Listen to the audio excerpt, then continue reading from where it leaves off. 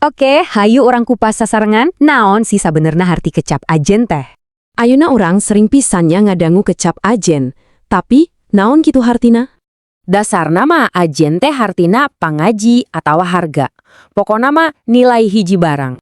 Biar leuwih ka harti, hayu urang tingali langsung contohna kumaha. Tah, contona kieu, gelas nu geus peupeus dianggap teu boga ajen pisan. Jadi, jelasna, ajen hiji barang mah napel pisan kana kaayaanana, alus hentena. Nah, ieu nu matak narikna. Kumaha lamun konsep ajen ieu dipake keur ka manusa. Ti dieu muncul kecap ngajenan, hartina robah jadi ngahormat atawa ngahargaan.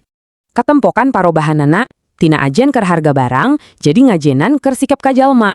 Hartina ge selain di soal duit, tapi ngageser jadi soal harkat jeung martabat manusia. Inti filosofina aya dina babasan ieu, jero pisan hartinanya. Maksudna, urang teh kudu hormat ka saha wae, teu pandang bulu, teu ningali status. Jadi intina ngajenan teh lain ningali status, tapi daek ningali ajen diri nu dipiboga ku sarerea. Tah, ieu patarosan keur urang sararea. Kumaha cara urang rek ngajenan batur poe ieu?